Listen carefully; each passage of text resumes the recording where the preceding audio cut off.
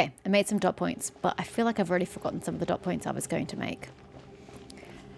I have to rewatch my video before I can make my conclusion. I feel like I was going to make some other points.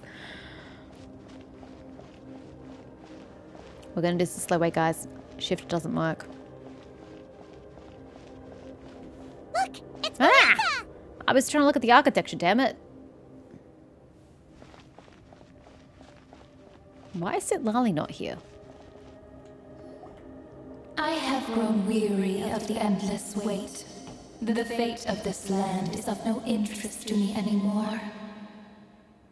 I'm curious, what now has your interest? However, you humans managed to meet the expectations of the heavenly principles. For that result, you deserve praise. Moika, as the price for using my power, I shall now bear witness to your death, and with you, the war that your nation has waged for more than 1,000 years shall meet its end. I don't get it. The war's already over. The Abyss is dead. The war's done. Her death doesn't add or detract from that. Malika! You got here sooner than I expected. What are you doing? Closing the final chapter on the plan that has consumed Natland for 500... No. For the entirety of our history. We've eradicated the Abyss from Natlan, but its power remains in worlds beyond Tevat. Tremendous and unyielding. And that's your problem, why? Only by completely restoring the Night Kingdom can we defend against its corrosion in the long run. I get that the Abyss has an impact on Greater Tevat here from its position in Natlan, which we've fixed. I don't see how the Night Kingdom and the Abyss's presence in the Night Kingdom has any bearing whatsoever on any other world or realm. That doesn't make any sense. But the architect of the Night Kingdom is near her end. She lacks the power for such a task. And worse still, if her life force is depleted, the rules of Natlan disappear along with her. We have no need for the Ode of Resurrection right now. But it remains Natlan's strongest defense should the Abyss return one day. It's not supposed to be returning. It's meant to be gone forever, and the Ode of Resurrection never needed again. It's literally what you said at your speech. So, you're planning to... Yes. My plan is to once again place my life within the sacred flame. 500 years ago, I gave my life for the chance to be reborn in this era. A chance to see all my plans to completion. And now, to sustain the Lord of the Night, I will give my life once more. I mean, I guess part of me supports this plan. The other part's like, I really don't care about the Lord of the Night. I don't care if y'all forget about your history. I don't care anymore. But, I mean, if that's gonna sustain Natlan, go for it. I respect your decision, Malika. But this method requires an immense sacrifice. Are you saying that the life or death of an Archon isn't immense enough? The flames of your life force are exceedingly strong. But a life sustained by fire is one destined to die out one day. What will you do then? I've thought about that. With the Abyss out of the picture for now, the Sacred Flame's power will be consumed at a much slower rate. My life force should be able to sustain it for another 200 or 300 years. Yep, that's not the question. The question is, then what? Future Pyro-Archons will continue to seek new sources of fire. From where? As long as And if that's Natlan's the legacy case, endures, the Night Kingdom will survive, impervious to the Abyss. if they can find alternative sources of fire, why can't you seek an alternative source of fire? What's the difference between you and them? Once again, you place hope in the hands of the future. But the pilgrimage can replenish the power of the sacred flame. We can give it that meaning. Why shoulder this burden by yourself? Because I want the pilgrimage to change. The pilgrimage was an essential part of our struggle against the Abyss. A grand competition full of promise and glory. But it also chained our people to an inescapable destiny. Fear and anxiety have been our constant companions. We knew what the consequences would be if we laid down our arms. Morality left us with no other choice. And so, Natlan became the nation of war. This is where Xbalanque defeated the dragons and granted our people the liberation of their flesh. And now, in the same place, I have the chance to grant them the liberation of their spirit. There will be no war, only competition. One fueled by our dreams for the future, rather than a desperate struggle for survival. A new future deserves a new meaning. A chance to take a definitive step forward. Very noble indeed. But what does any of this have to do with you? You speak of duty, but not yourself. In my eyes, Malika, you are not inherently special. A child of Natlan among countless others. I understand what she means, but that just sounds savage. Yes.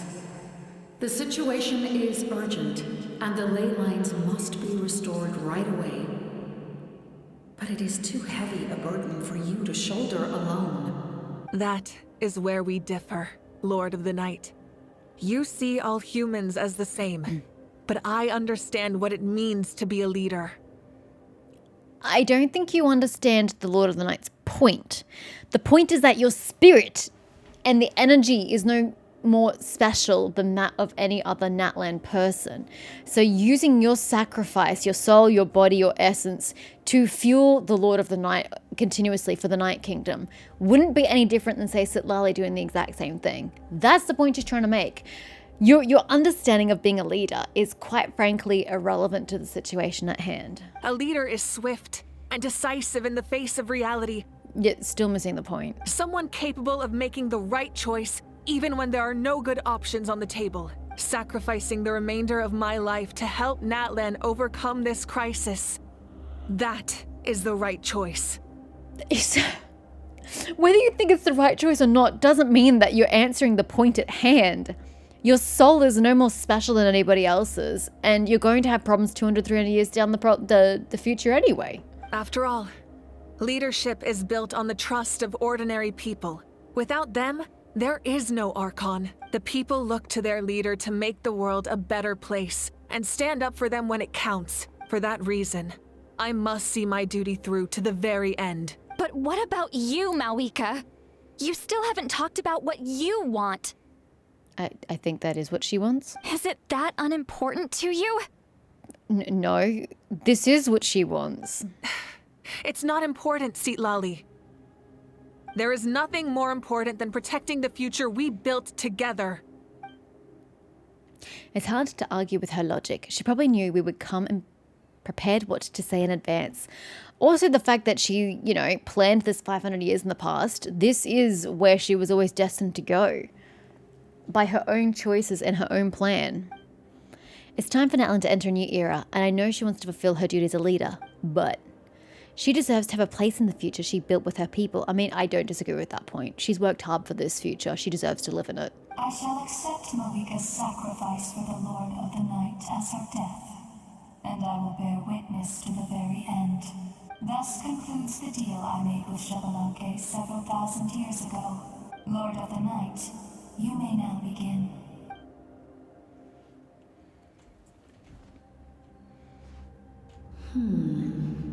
What do you mean, What are you waiting for? Right? There is another who wishes to take part in the ceremony.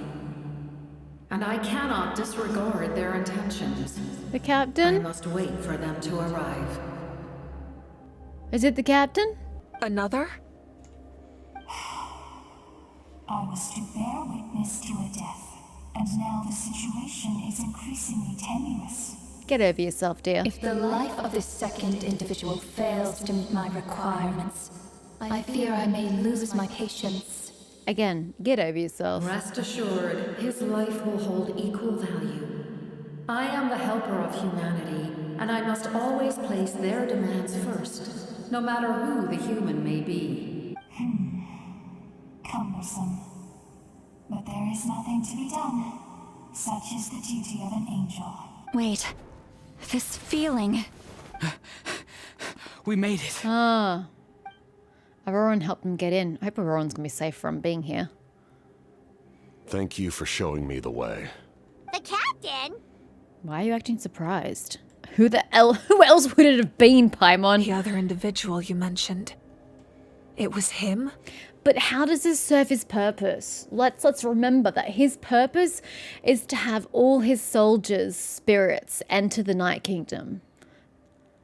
How is this going to earn him that goal, that reward, that outcome? Like you, he carries many lofty ideals. I think he's more passionate about his ideals than she is about hers. Malwika, I understand how you feel. And if I were an ordinary mortal, I would have no reason to stop you.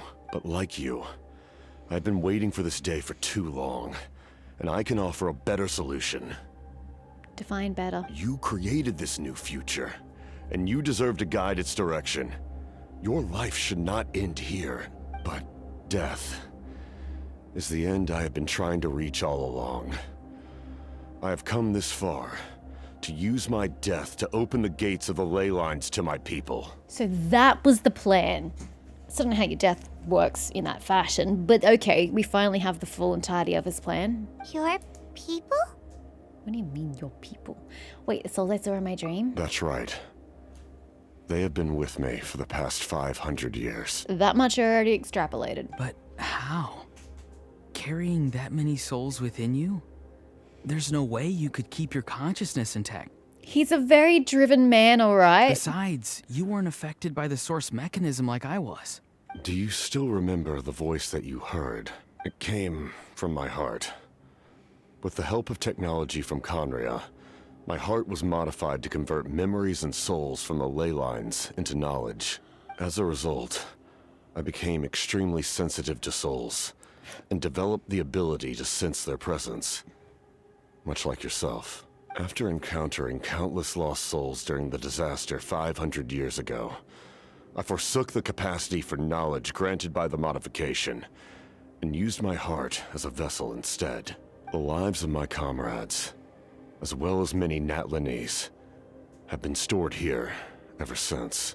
And you want to send them home? Yes. The ley lines will not accept them. But by merging my existence with the Lord of the Night, I can become master of the ley lines and change the rules entirely. Damn.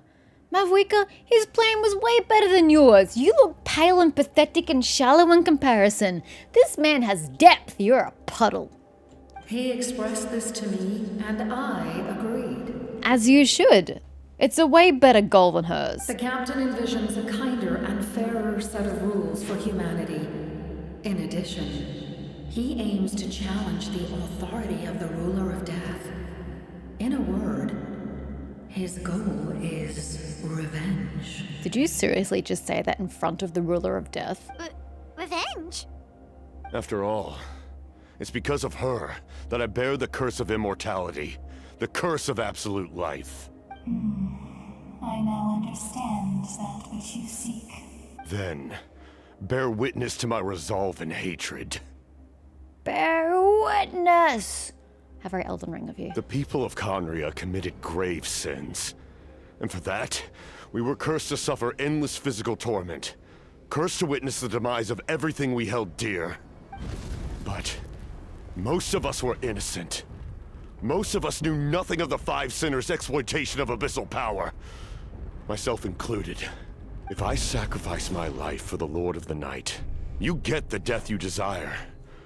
But, at the same time, the curse of immortality would negate the very death you seek. Oh, that's ironic. Oh, I love it. Left unresolved, that paradox could uproot the natural order of this world. Even you, great ruler of death, lack the capacity to bear the consequences of that outcome. Oh, this is glorious. Your curse is now the tool with which I will Ooh, overturn the sword. oppression of the gods. This is my challenge to you. This is magnificent. Forsake one of your rules. The choice is yours. Ooh. I hope Your he still new heart has limitless potential. I hope he still gets to put the You souls have into the ley wielded lines. it with bravery and honor. I grant you the title of Sentinel Knight. Are we ever gonna see his face? Like the 4 pillars of strength, Nope. you will continue to safeguard the glory of Conria. The glory of Conria. Our land, I love your our armor. dignity, and every comrade who fights alongside us. The Night Kingdom is almost destroyed.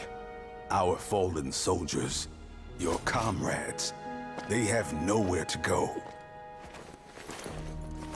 Huh? What are you doing? Are you taking all their souls with you? You're just an ordinary person. You can't bear that kind of burden. No hero should have to wander alone.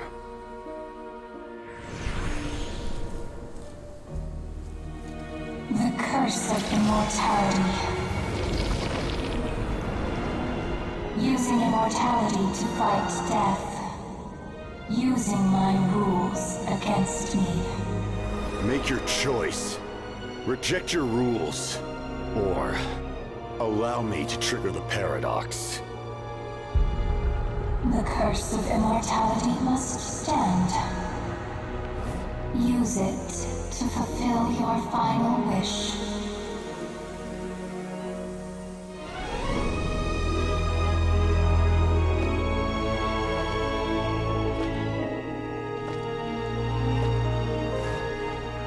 Well fought, my lord. Thank you for everything.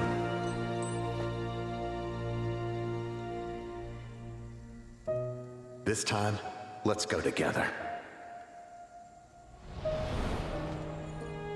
Yes. Let's go together.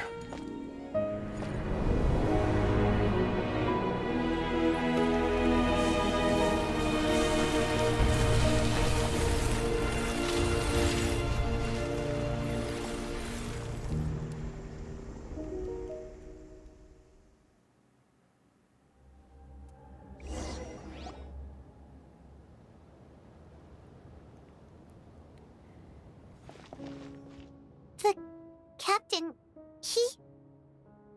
The curse of immortality still exists. Does that mean the captain will never move from this place? Lord of the Night, is the captain still with us? There is no need to pursue traces of him. For those cursed with immortality, release from the mortal coil is the greatest form of peace. Even so, please pass on my gratitude. His long journey has finally come to a close. I suppose this is a happy ending for him. I cannot imagine how much pain he endured over the past 500 years, or how much strength it took to never stray from his goal.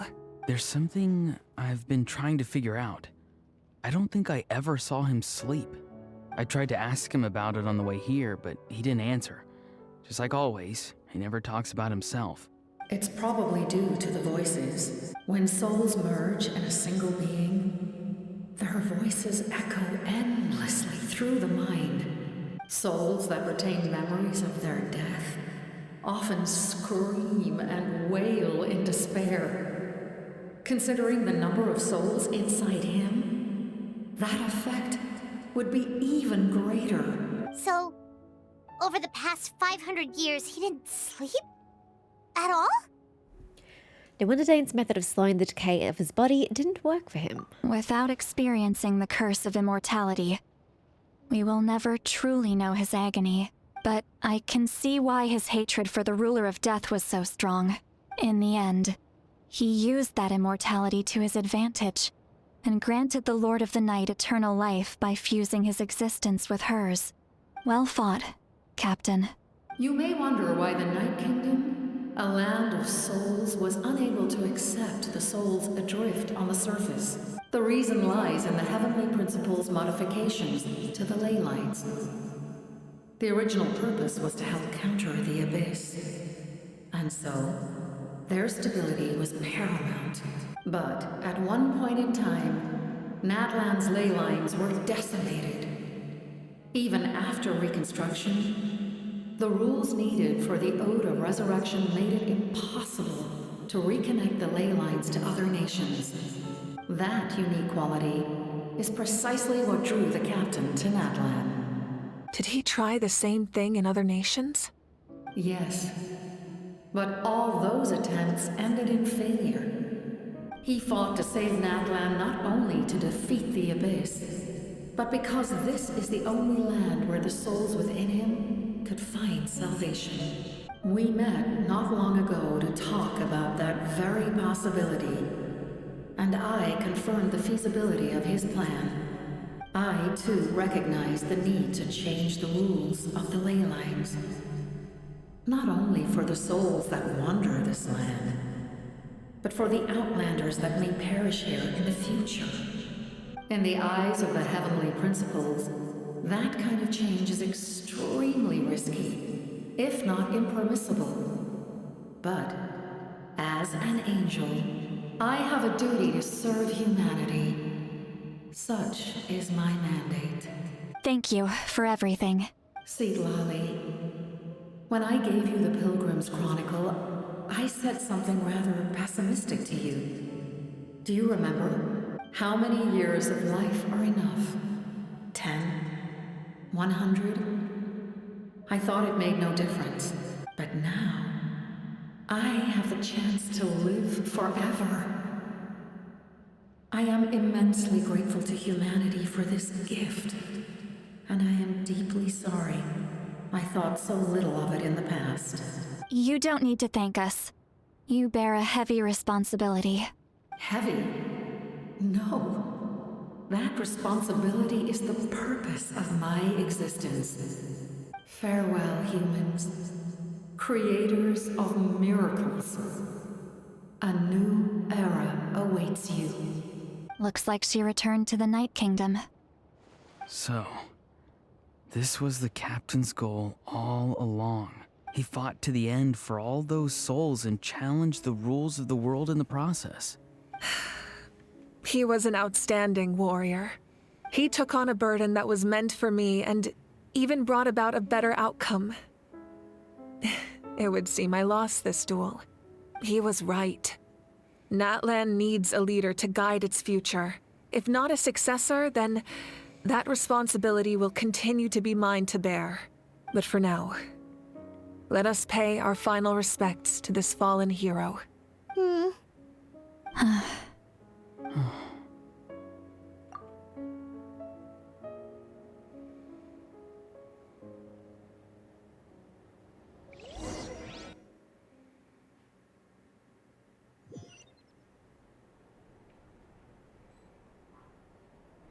To my sister, Hine.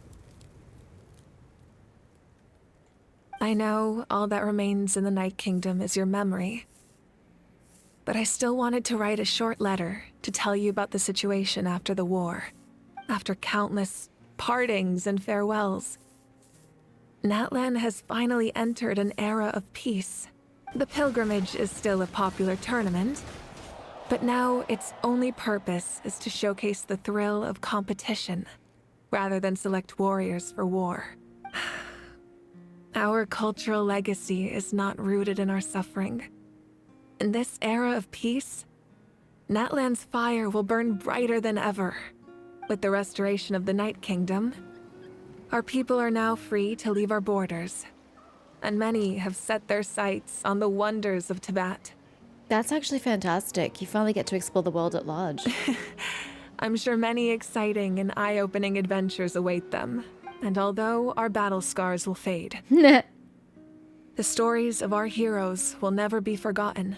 When a new you returns to this land one day, I know you'll recognize the significance of this war and all we lost. The land we love has not been destroyed, but grows stronger by the day. I will forever be grateful that I got to see you again. And when the flames deliver this letter to you, I hope you know how much I miss you. I actually got the chance to finish this painting. And not a moment too soon. It's time to bid farewell to all the fallen. Somehow I don't think she's magically going to be able to paint like that, and this is her first time properly painting. But she already has a photo of that.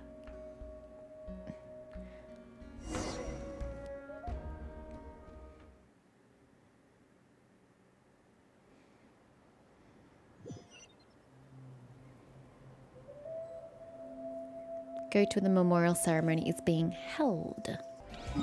Do I fast travel? No, I kind of just go by myself.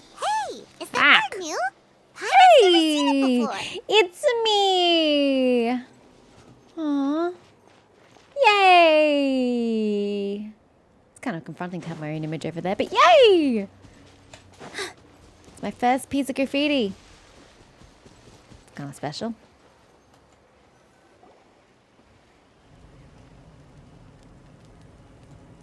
Aww.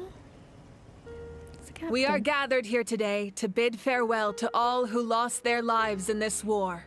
This struggle has caused us profound pain and brought us face to face with loneliness and loss. Is it just us? Is there no one else here? But through it all, our bravery and resolve never wavered, and we never lost sight of victory. Even the tiniest of sparks can unite to become a blazing fire. You would think that everybody who celebrated my victory at the parade would be here to mourn the loss of all those who've fallen. This looks really insipid and sad by comparison. They lit our way forward and showed us the path to victory. When our homeland is revived and life blooms again, they will return to us with the first rain of spring. Can I know what it says there behind you? It is just as our poem describes. We are the inheritors of memory and legend. Those who grew alongside sun and wind. Those who forged our own destiny and future. That is Natlan's fire. The lifeblood of our nation. The fallen are never truly lost to us. We will be reunited one day. And as we create new legends and write new poems in honor of our beloved homeland, they will always be with us, their deeds immortalized in our memory, and their names immortalized in stone. This epic will be remembered in the actions of every valiant warrior and brave Saurian, all equally important and indispensable. I would also like to take the time to recognize a Fatui Harbinger, who sacrificed his life for our cause. He was a warrior from Conria, who helped defend our nation 500 years ago. A man who used his own heart as refuge for the souls of the fallen. For the chance to offer them a final resting place, he chose to fight with us once again. In the end, he fulfilled his wish and returned the souls to the ley lines.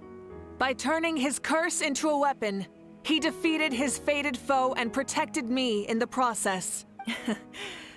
We have had our differences in the past, and I cannot say his character is representative of all in his organization, but on this occasion, we honor him as one of our own. In Natlan, all heroes are worthy of celebration.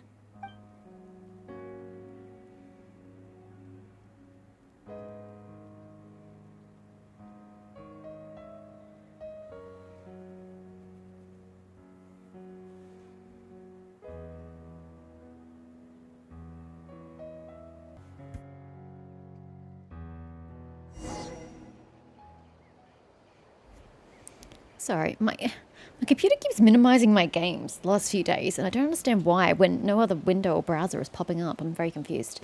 Discuss your future plans with your companions optional. I mean, what else are you going to do? Oh, pay tribute to the heroes, I see. Strange. What? Does no one care? Fine, I guess you helped out. Good job. Well. A compliment. Hey! Why are you glaring? Riveting. Hi, Inson. Muscles go stronger through periods of strain, and people work the same way. Even though the crisis is over, we'll still band together for the sake of a new future. Oh, and you should really come to the Collective of Plenty sometime. Especially you, Paimon. Your nutrition plan is already set. So you can help Paimon get stronger, right? If something like this happens again, Paimon wants to fight by the Traveler's side. Huh, of course. You've got serious potential. We don't even have access to the Collective of Plenty at this point. Ick. Our hero's here. Is there something you want to discuss? Well, actually, I was trying to talk to everybody else. But since we're here, as per usual, about the stances of the heavenly principles and the shades. The forces of the Abyss have always sought to corrode Teyvat. The ley lines were created by the heavenly principles, and it's only with their protection that Tevat is able to nurture all forms of life. If the Abyss had free reign, this world would become a living hell. We saw that for ourselves. Any attempt by humanity to harness the power of the Abyss is met with swift punishment. The heavenly principles and the Shades show no mercy in that regard. That unyielding approach is also the source of great sorrow and hatred. The situation goes beyond a simple discussion of right versus wrong. Perhaps the truth will reveal itself during your future adventures. About the Ode of Resurrection somehow taking effect before victory. Oh, isn't it obvious? Nope. The Ode of Resurrection didn't take effect at all. Do you mean the Traveler didn't die? Your own strength is what allowed you to keep fighting, as well as the moral support from everyone in Natlan. Still, moral support is also an important, if underappreciated, effect of the Ode of Resurrection. That makes it seem far less impactful than it did at the time. This is a question I was going to have in my notes, but if you're going to answer it now, that's fine. Tell me about the Gnosis, damn it. The captain's subordinates sent us a letter he left behind. After our duel at the stadium, he asked Tsaritsa to remove him from the responsibility of obtaining the Gnosis, and his request was granted. Strange. The captain respected the outcome of that match and refused to violate his principles.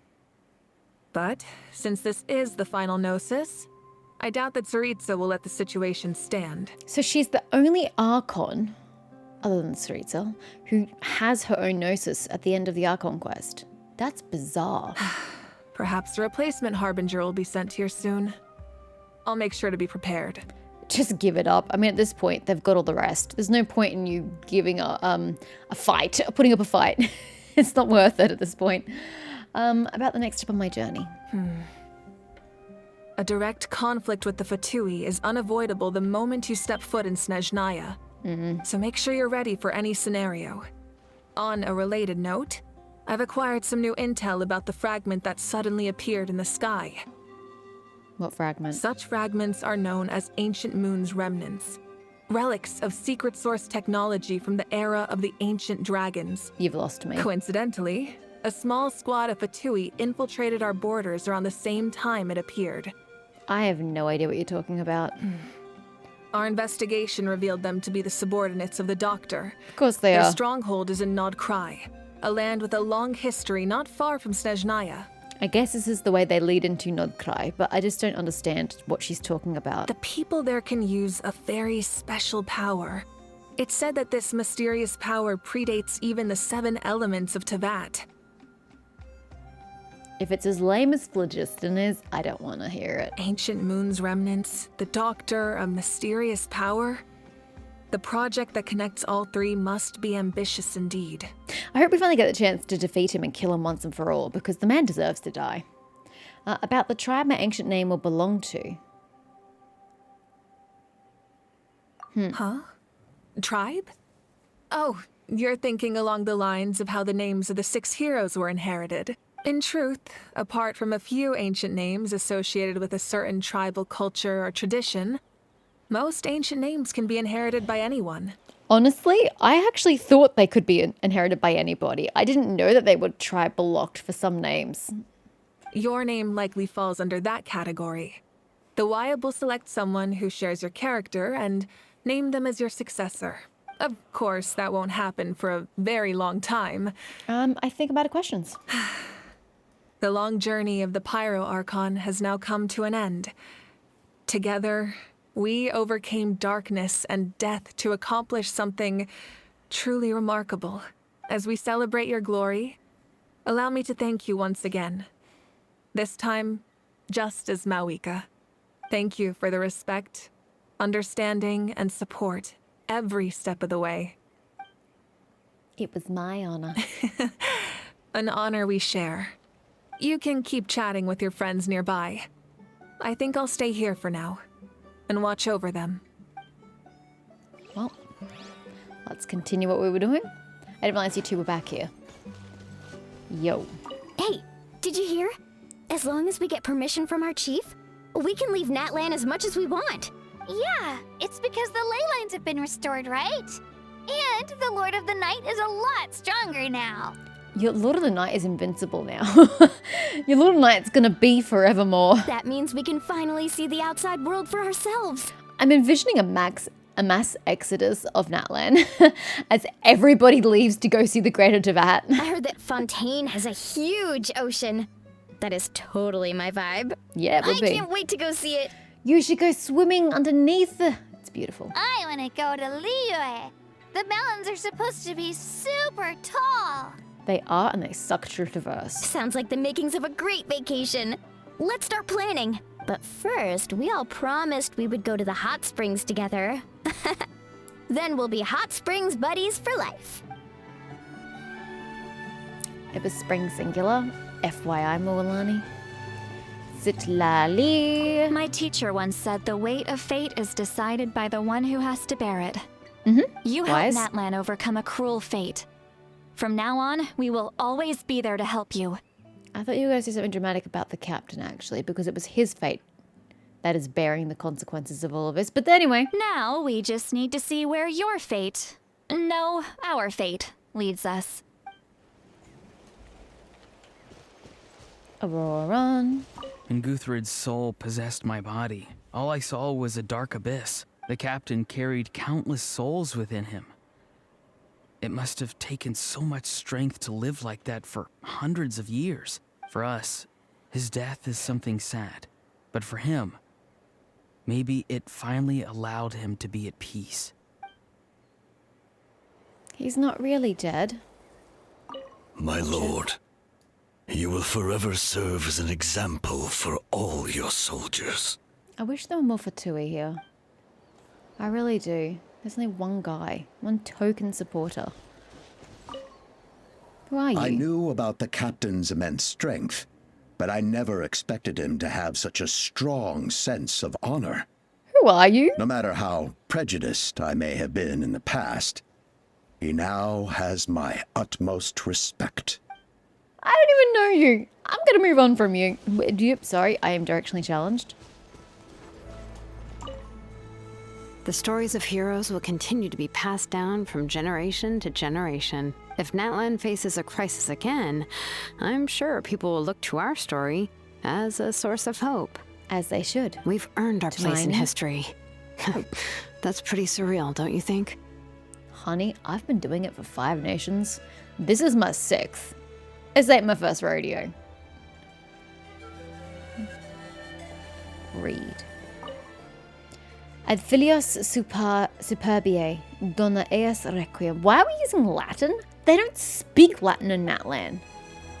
And they don't speak Latin in Snezhnaya either. Yeah, I'm not speaking to you lot. And alien tears will fill for them. Pities long for their name. Huh? That didn't even feel like it was English. Sing your final song with pride, like a hero's march to the other side. As monument commemorates the 1903, that is not how I read the number, but I was lost at that point. Brave warriors who gave their lives in the war for Natlan.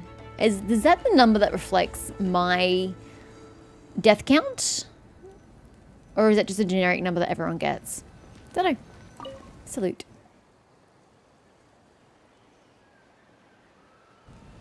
What are you thinking about, Traveler?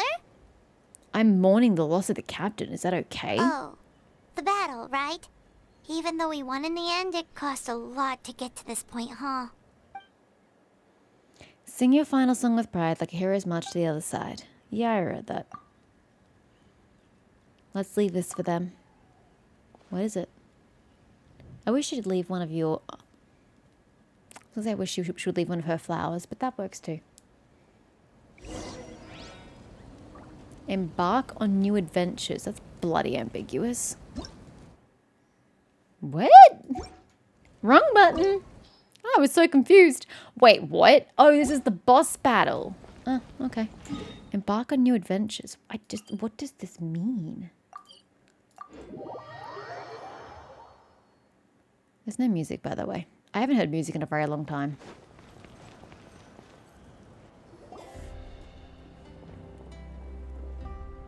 Now there's music. I can barely hear it.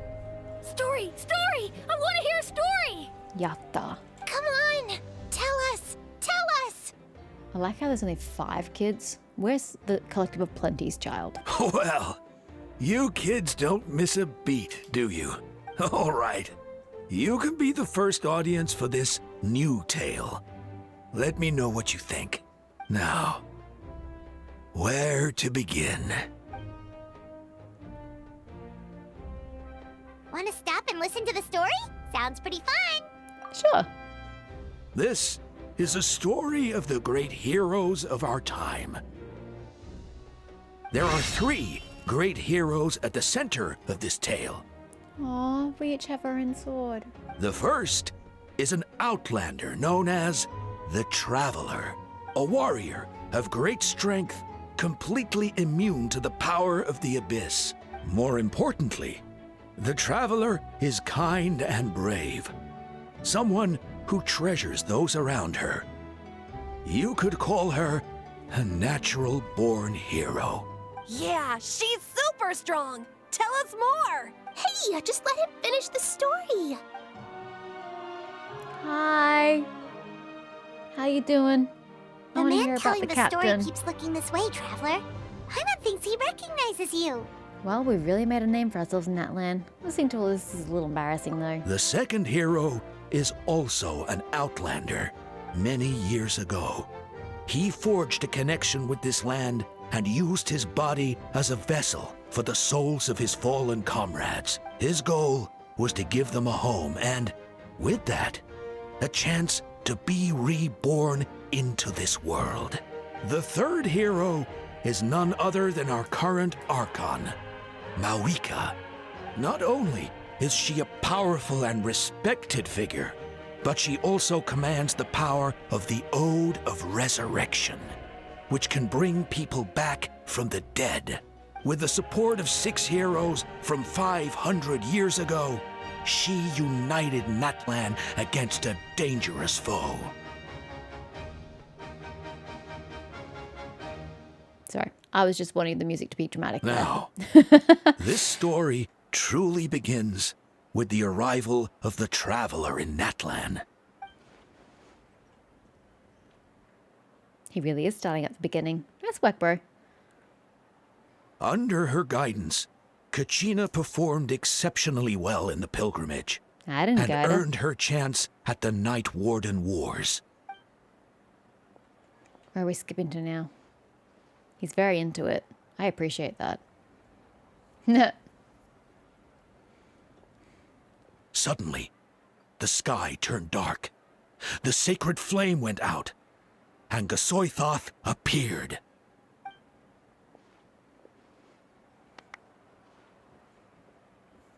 Everyone gathered at the stadium and sang the Ode of Resurrection together to send their support to the furthest corner of the Night Kingdom.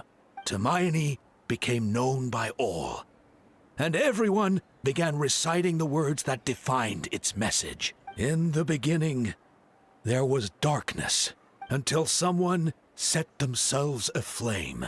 Only then did the universe know light. It's a pretty lantern. Anyway, the dust has now settled, and Natlan has entered a new era of peace. The Traveler fought for life. The Captain fought for death. I fought for hope, but sure. And our Archon, Mawika, created a bridge between them. That's beautiful imagery. Wow! Is there more? Please don't let that be the end. Sounds like you like this one. Tell you what, give me some time and I'll write it all out in even greater detail. I loved it! This is the best story ever! Yeah, and Tumaini is the coolest ancient name. I get to be Tumaini today, okay guys? Hey, it's supposed to be my turn. No, it's my turn. Aww. No, it's my turn. That's so cute. I get to be Tumaini today. So They're play acting no one wants to be Tumaini. the Pyro Archon anymore? I also have something to say about that. Sounds fun.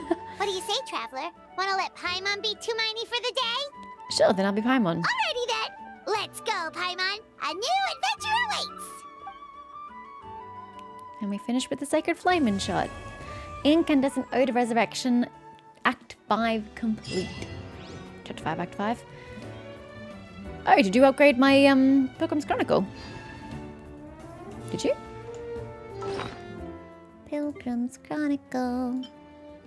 Use. Wow, Joad. Oh, you got rid of it in its entirety. Well, that's underwhelming. Okay. Thank you for the respect, understanding, and support every step of the way. Oh, and it's got the words they used.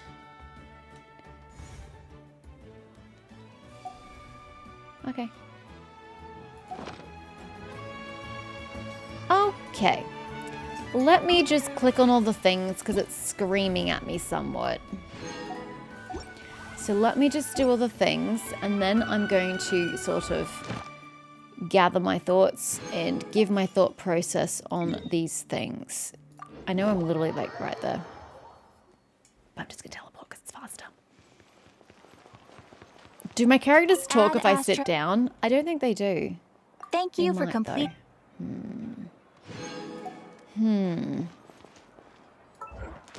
Okay, so you're giving me that. Thank you very much. Whoa, it looks like there's a lot there. Ignore.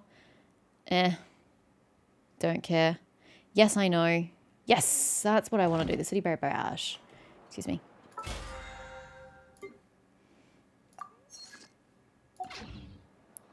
What are you telling me about? Oh, because I actually did it on time. Isn't that a miracle and a half? Why have you got me new... Oh, Mavwikas is there?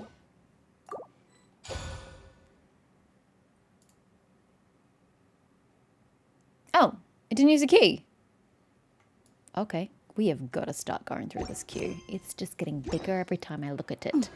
It's just disturbing. Let's go find a seat. She may stop speaking. Yeah, okay, a seat where it's quieter. Maybe I should have been more specific. Do you guys have a seat anywhere around here? We'll come downstairs, won't there? Yeah, let's find a seat over here. Nice, quiet corner. Except I can't sit down. Okay, I can sit there. Can't sit there. I can sit there.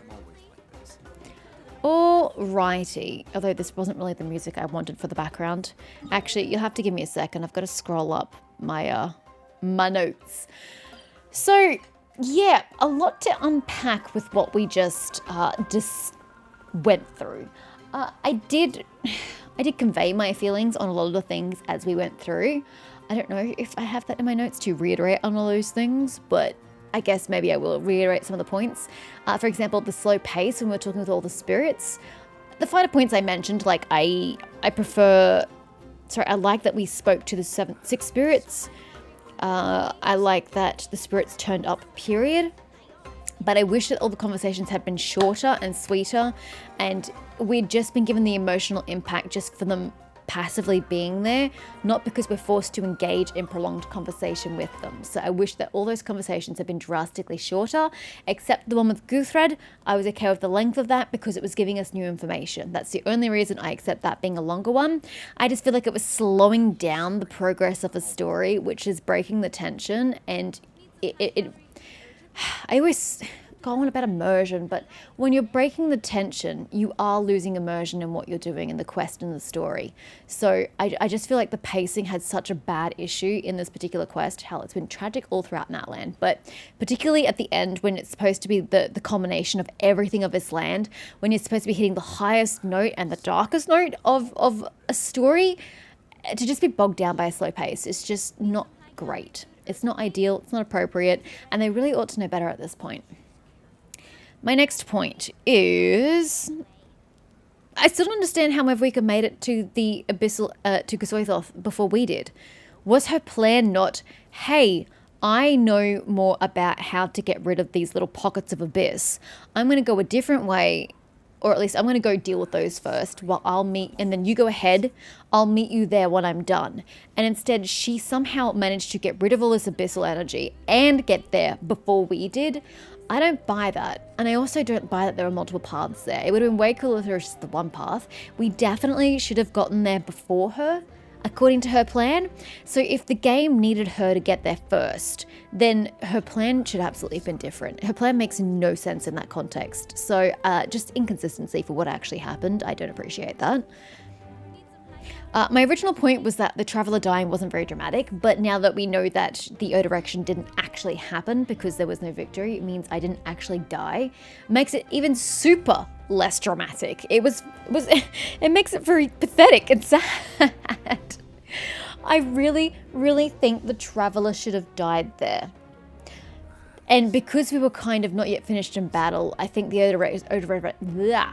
Ode of Resurrection should have come into effect regardless, especially because so many people were behind it and were giving their emotions and dedication and passion to it that it should have taken effect despite the fact that the victory was not technically present there. I would have bought it. I absolutely would have bought it. I just feel there would have been so much more drama there. We had the emotion of the cutscene of the flame sort of flickering and everyone panicking that we'd lost, that we were dead, that we'd failed. And then they were all just joining in the Ode of Resurrection. That was a very powerful scene. It was beautiful. I loved it. A+ for that scene. However, we should have had a greater impact from the Traveler and Mavuika's side of things. It would have been nicer if the Traveler had actually died. We have the despair of the Traveler dying from that combat. We have Mavuika's momentary panic and sadness or something to that degree before the Ode of Resurrection kicks in and then the Traveler comes back to life. I would have liked that far more because it still feels like there was no point to the ancient name, since the only reason to get the ancient name was to have the Ode of Resurrection in effect. But we didn't need to resurrect her, so the Ode of Resurrection is irrelevant, which makes the ancient name irrelevant, which means the entire thing we just did was irrelevant. We could have just strolled in bold as we please and just gotten it done with earlier. It felt like it made the whole build-up redundant as a result. So I would have preferred if the Traveler had died, therefore the ancient name was worth it. What we did was worth it. I'm a very dramatic person when it comes to the emotional beats and stories, and I want to smash the player and the reader so hard in the feels that they'll never recover. So when I suggest alternative ways that things could have happened, sometimes it's logical, sometimes it makes sense, sometimes it's a cooler story, it's a tenser story, it's a more suspenseful story, but a lot of the times it's just to have a greater impact on the consumer. So this is one of those instances. I just wanted the Traveler to cark it. I wanted the Ode of Resurrection to have brought her back to life, and it would have been just very dramatic. And again, you would have felt it in your lone little tiny cold heart. Instead, I felt nothing. I just was like, ugh, really? I guess that was a scripted death in the fight. Shrug. So yes, that is that point. Because how it came off is just that the Traveler, and even knowing that the Ode of Resurrection didn't come into play, it just plays that, yeah, the Traveler sucked in combat and just kind of was taken out for a moment. And then we just switched to Mavuika's, side of things and had a really slow, uninteresting cutscene. It's just her cutscene, I feel, lacked emotion. It had no tension. I didn't need her to speak with her sister. Again, the spirits passively being there or helping around you is more impactful than us stopping and having a long, prolonged conversation. It just doesn't have the emotional impact that I assume they expected it would. It's not very strong. So, yeah, having that off the back of the Traveler, quotation marks, dying, it just led to a very unimpactful moment. Scrolling, sorry.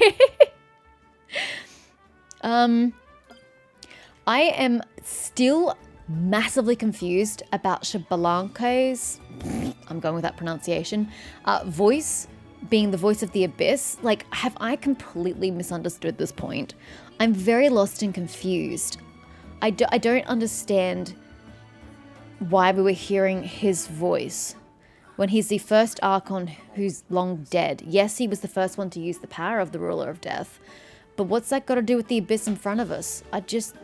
I didn't understand that at all. So if someone can explain that to me, I'd be much obliged, because I don't get it. And confusion doesn't make me very happy.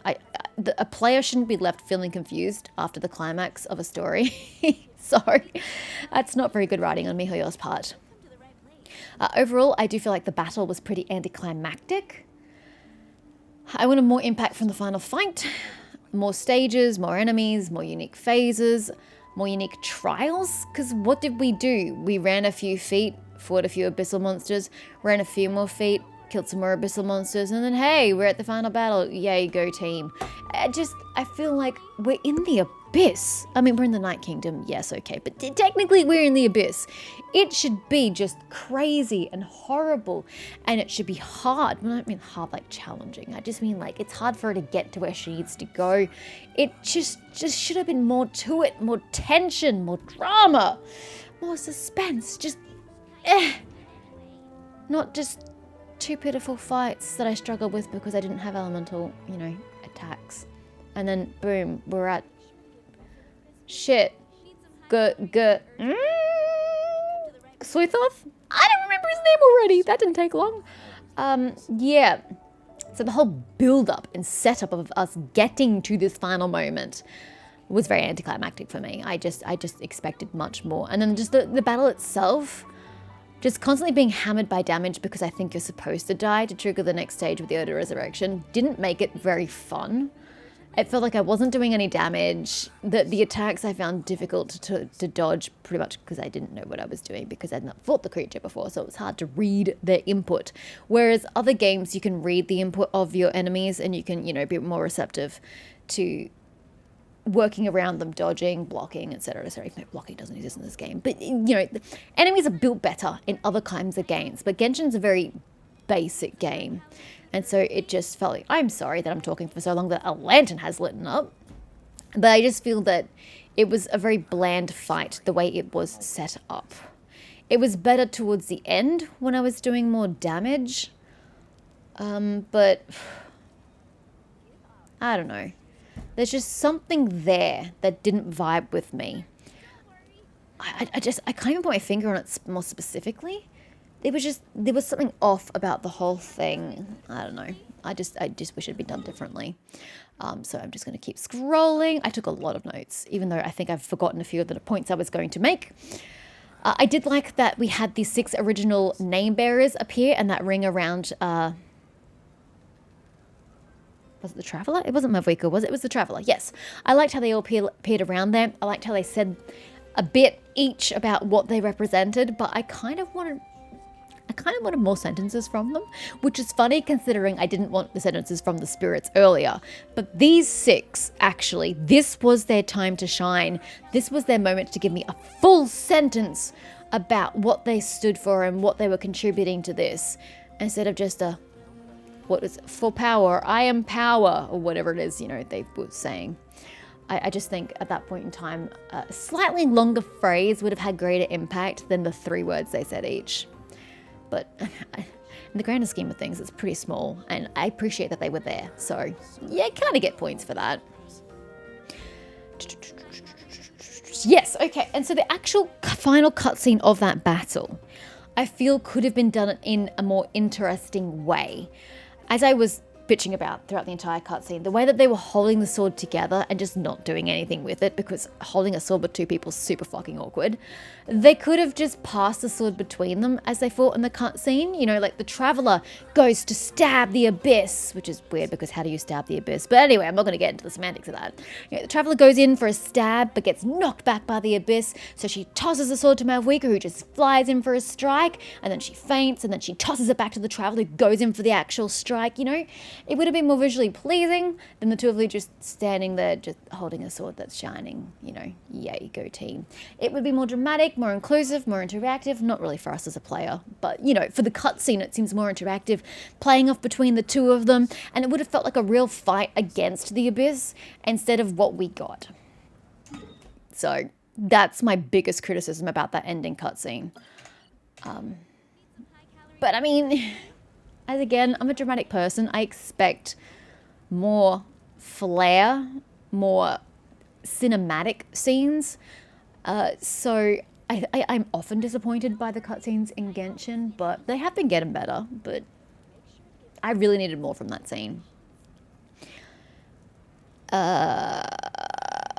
Sorry, I'm trying to read and think at the same time. Doesn't really work.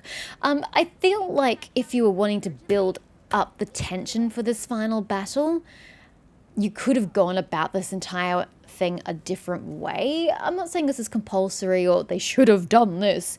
It's just that this could have been an alternative way of doing it, and it would have ramped up the stakes. We could have had another massive incursion by the Abyss. You know, this is it. You either head down into the Night Kingdom and succeed at this fight, or everybody's dead. Everybody in Natlan, everybody in Teyvat. The Abyss is here now. There's no containing it. You get down, you do this fight, or we're all gone. So you could have had the abyssal energy spread all throughout Natlan. You know, Natlan's teetering on the edge of fracture. And then as soon as the Abyss, Kosoithoth, is defeated, then, like, you know, he explodes and a wave of energy just sort of like expands out throughout the entirety of Natlan. And as it expands, all the abyssal energy just completely, you know, is eradicated in burning phlogiston or something, you know, or just a bright light. I don't even care at this point. Just the wave goes out and smothers and eradicates all the abyssal energy. So everyone left on the battlefield realizes what's just happened. There is victory. It is done. The Abyss is no more. And then they all celebrate and cheer. And, you know, they've just survived the grandest battle of their life. Now, wouldn't that have been cooler right there at the end? I'm not saying that it would have been better to take place of the previous battle. I think this would have been good as a scaling up from the previous battle. You know, it was tragic and we've kind of dealt with the aftermath, but now it's like there is no aftermath. It happens now or we're gone. This is the last fight for Natlan. Kind of like, you know, in the Lord of the Rings, that final battle. It's kind of great. That could have added extra tension and drama and more desperation, dare I say, because there didn't seem to be any tension for the way we started this quest. It was a yay, the ancient name's done. Yay, let's all celebrate and have a feast. Yay, let's go to the stadium and have a good cheering ceremony. Yay. Let's just go down, let's go. Ooh, we're in the Night Kingdom. Hey, final goodbye to your spiritual friends and then let's go. It was so fucking upbeat. And I just don't feel like that tone was even remotely appropriate for like the death and desecration for everything we hold dear, both in Natlan and Teyvat as a whole, due to the Abyss and you know, impending doom and disaster. I just feel like the tone was completely inappropriate enough. So my plan would have at least have had those negative emotions, the desperation, at the forefront of this entire scene, instead of just the lack of tension that we had the whole way through. It just... I didn't feel any emotion. I wanted to feel emotion. You know, I am a quite empathetic person. I'm not sympathetic by any stretch of the imagination, but I am empathetic. I feel emotions quite keenly. I cry very easily. As we know, I just cried my way through the captain scene. I cry very easily. So it isn't hard, per se, to make me feel something emotionally. But so few things are written well enough to do it. I needed this last entire chapter to make me feel emotions, and it didn't have any tension through it whatsoever. It was, as I said, it was too happy, it was too cheerful, it was too celebratory. There wasn't desperation and death. It just wasn't there. The only thing that made me cry was the captain. The captain. Anyway, we aren't at the captain yet. Scroll. Another big problem I have is that we have outlined how important it is to the entirety of Teyvat that the Abyss is eradicated in Natlan and not being permitted to spread beyond Natlan, because it is the gateway towards the rest of the world that will be destroyed by the Abyss. However, I feel like everything about this final quest was only ever about Natlan. It was always about, for Natlan, for us, and the struggle we've been through. But it just completely ignores the overarching problem of the Abyss spreading to the rest of the world, which is why it was so crucial. It wasn't just because your entire people and culture was going to be destroyed. It was because if you don't succeed here, everybody else is fucked and is going to die. And unlike you guys, there's no hope of them coming back to life with the Ode of Resurrection. So, although I appreciate their pride as a nation, I also would have preferred greater spectrum, there being greater awareness of the magnitude of the problem and how it could spread. But that's a small critique. I mean, it's really just nitpicking at this point. But I would have appreciated it because, quite frankly, there was an overarching problem. And I really wish they'd made more awareness of it because they barely mentioned it throughout the entire story. Like, the entirety of Natlan. On the note of Mavwika going to sacrifice herself at the end, I think it would have held more weight, tension, and emotion if we hadn't technically had it all explained to us by Sitlali. If we hadn't have witnessed the scene with Sitlali and Shilonen and the Lord of the Night, where they're like, hey, cost of the ruler of death's power is death. Mavwika's gonna have to die. And so we knew about that, and then it was mentioned to the Traveler by Sitlali. I just didn't feel like it gave us the tension or suspense that it was about to happen. We're just sitting here expecting it at this point. And that's not a good thing. You want to be surprised. You want to feel emotions like, oh my gosh, wait, she's what? She has to sacrifice herself? Shit, we've got to go stop her. Like, you don't feel that. You're just like, just let the woman die. Like, at this point, we just don't care because we've been prepared for it for so long. It quashes the immediacy of the issue. So I wish we hadn't known about that side effect. It had just been loosely forewarned, foreshadowed in abstract ways that you don't really dwell on. It's just something that's kind of niggling at the back of your mind, and then you get the scene. It's like, holy shit, oh my god, she can't, let's go stop her. Again, it's about the emotion of the scene, and it would have been more emotional. At this point, I was like, get right ahead, Mavwika. If that's what you want to do, who am I to stop you? So, yeah, could have been better if we hadn't known ahead of time. Now, I'm not sure how you can get around my next point. I feel like the captain should have been present to some degree throughout something in the quest before the ending. It just felt odd to be going down for the final battle with no conversation with him. We finished the entire battle and everybody's safe and free, and we still didn't have a conversation with him. But I don't even know if it's appropriate to have a conversation with him because of where we go at the end. So I'm really not sure how you get around it, but it just felt odd not having him there in any capacity. But I don't know how you'd fix that sense of oddness. So yeah, I don't really have a solution or alternative so much as this is a flagging, niggling thing, but that's really all I can do with that. Yeah, scroll. We're almost at the end. 3 more points. Yes, I wrote a lot of dot points because that way my thoughts are cohesive-ish, forming a plan, or following a plan-ish, and I actually remember all the points I was going to say. So, my first really great, you did well, miHoYo point. The sacrifice of the captain at the end was freaking fantastic. I think that was beautifully done. The cutscene of him earning his rights as a warrior in Khaenri'ah, we see him, embracing the life of protecting others and helping others and standing for his beliefs. And then to have the tragedy of everyone dying around him and having to take their souls so that they could one day find, the future that they deserved, and willingly going through the trauma of that. And then the scene right at the end of him ascending the stairs as his people are saluting him because they stood by him till the end as he sat on the throne. Fucking epic. That was so well done. It is the best farewell you could have given the man. It just was beautiful, and it just gave such an impact to his character. It gave him so much more depth, seeing it from that perspective and embracing him sitting on the throne in that moment with that cutscene. It was beautiful.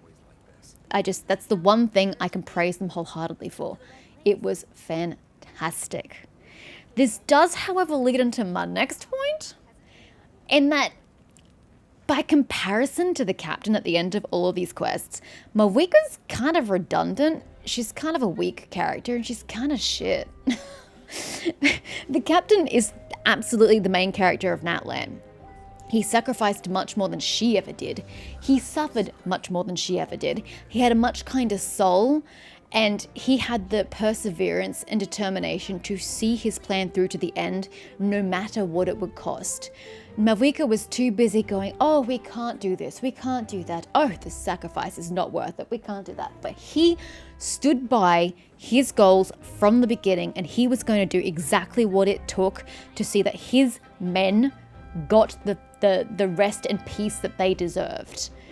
And it was him who found the solution to the problem. He was the one that could create the paradox that would allow the Lord of Night to survive for eternity and forever have the Night Kingdom flourish. It was him that was able to save the day in a way that was permanent. Compared to that, what is Mavuika? She doesn't have a great personality. She's very bland. I actually didn't notice that until this final scene with the captain, and I'm in tears. Finally realizing how fucking kind he is. He is just such a beautiful, compassionate soul. And then I just look at Mavuika and I was like, who are you? What is your personality? I couldn't even list a single personality trait that she has. I literally, like, just sitting here, I'm like, what can I say about her? She was never ready to sacrifice anything else for the purpose, by going up against the captain originally in their fight. She was never ready to sacrifice things like that. I guess you could say she was committed to her cause and that she persevered to the end, but it just, in a way that pales to the captain in comparison. I now feel that Mavuika is such a bland, boring character, and that's really sad from your Archon. I look at her now and I'm just like, I don't know what I ever saw in you. The captain is more than you will ever be. So, yeah, I don't think it's good to have your Archon being made both redundant plot-wise. She's completely useless. The captain could have done everything that she did pretty much. If he'd taken her Gnosis in that first battle, he literally could have done everything that she did. But yeah, it's sad when your Archon it doesn't have much of a personality in the end. Kind of weird. And to my final, I think, point. I'm a little confused on the captain's history. So he fought for Khaenri'ah, where it fell. Shut up, phone. I'm having a moment here. So he fought for Khaenri'ah. Khaenri'ah fell. He was bearing the burden of his warriors' souls by this point. Also, side reference, I wish we'd seen more of his trauma of the souls.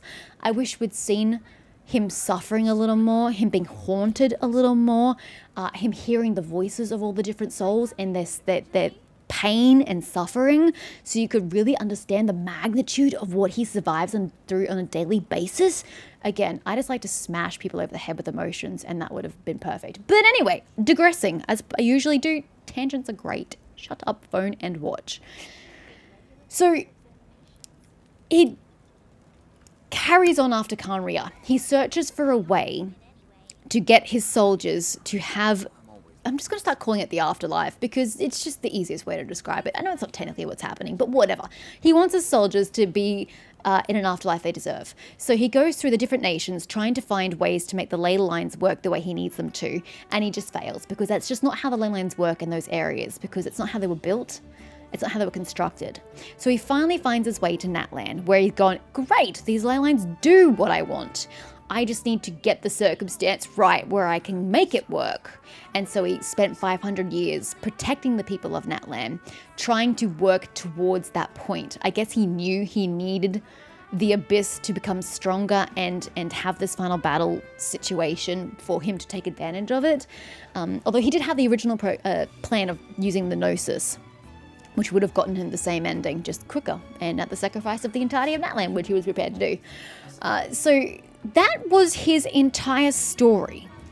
So my question is, how did he get embroiled with the Fatui Harbingers in all of that? Did he go to Snezhnaya as part of his search through the ley lines, and that's how he ended up with them? What year, in the 500 years of his life, did he end up becoming a Harbinger? Was it a recent thing? Did it happen 400 years ago? You know, obviously it wasn't the current Tsaritsa if it happened previously, because, you know, pretty sure, wait, hold on, only this Archon's human. So it could have been the Tsaritsa from 500 years ago. who's in power now, who brought him into the Harbingers. But I'm curious as to how he got tangled up in them. And then how is he the #1 Harbinger? If he's never really served the Tsaritsa's cause, he's spent 500 years dedicating himself to his warriors, and then more specifically to Natlan. How did he become the #1 Harbinger for the Tsaritsa and Snezhnaya's purpose and for Tui's purpose? I don't understand. The two things don't go together. He would have to be a lower member of the Fatui, would he not? What has he ever done for her that has brought him up that high in the rankings? Sorry. My further question was, where is the Gnosis now? But I remembered that the Archon still has it, which is going to be interesting going forward. But yeah, I'm just curious about the history and how he got tangled up with Tsaritsa and what he did for her to get to his position when he was never really there. So if you guys somehow have extra lore and knowledge than what the game has thus far presented me, by all means, let me know in the comments. I would love to know more enriching details about the captain's life, because he is like one of my favorite characters right now. He is absolutely amazing, and I'm sad that he's gone forevermore, but I'm happy that he got his happy ending. It was really beautiful. It's kind of sad, but yeah, those are my thoughts for the entirety of this final quest. I mean, we're not leaving Natlan yet. It's just the Archon quest that is completed, but I'm just going to wrap up by saying Natlan has been a complete failure for me. A complete disappointment. We already know this. I've expressed these feelings multiple times, and especially in the last version update reaction video. Natlan's just sucked for me. I don't vibe with it. I don't like it. The storytelling's been incredibly weak, and it continued to be weak right through this final quest line, with the exclusion of the captain. So I'm kind of hoping we go to greener pastures, so to speak, because we're going to a tundra, with the inclusion of Nogcry. That's it, Nogcry? And then moving into Snezhnaya, because Natlan has just been a big nope from me. So I guess my bar is set so far low. Surely Snezhnaya is going to be great by comparison, because surely you can't get any lower. Yeah. So all in all, this Archon quest, kind of a failure for me. It had its high points, but overall it wasn't great. Pacing was bad. There was no tension, no suspense, no emotion, with the exclusion of the Ode of Resurrection, which wasn't really an Ode of Resurrection, and the captain scene, which was absolutely masterfully done. I just do absolutely give them credit for that. That was magnificent. So anyway, I think I just spent half an hour merely talking about my thoughts on this last Archon quest, which is the longest I've spoken ever about anything in this game. And you're probably all sick and tired of hearing me speak while just looking at Nilu staring at this bottle of wine like the alcoholic I know she is at heart. So if you guys could just let me know about your thoughts on this Archon quest and Natlan as a whole in the comments down below, because obviously not everybody thinks about things the way I do or sees life the way I do. So I am always curious to know how other people perceive things, how they've received a certain story, how it made them feel, because everyone's experience is different. Everyone's approach to these kinds of stories is different because of their own histories. So obviously most of you probably don't feel the same way I do about this quest. So yeah, let me know what you thought and why you thought these things or felt these things, and perhaps what you thought they could have done better or what you thought they did well. Because I always read your comments and I'm always curious to know how everybody differs from me. And if you don't differ from me, if you agree with me, it's always nice to find people who agree with me. It's so rare in life. So anyway, that is the Archon quest. I don't know that I'll be going straight into the world quest for Otka Natlan, because I think I'm going to have to do an event before then, because correct me if I'm wrong, where are we time-wise? Do we have... Maybe it's next week. Maybe it's next week. Oh, that's irrelevant. Okay, most of this is irrelevant. So she's still got 14 days. So maybe it's 2 whole weeks until we get the next event, which is going to be Liyue. The, oh my gosh. Oh my gosh. The festival. How can I not remember what it's called? Sacrilege. Lantern Rite. Sweet baby Jesus, it should not have taken me that long to get there. So it must be 2 more weeks until Lantern Rite comes in. Okay, so in that case, I might start the world quest then. I don't know, we'll see how the world actually plans out, because I've got to play some KCD, some Kingdom Come Deliverance. And at some point, I'm going to play some Path of Exile 2, because I haven't played that in like forever. And, you know, Infinity Nikki's always there, plus other games. So, we'll see how we go.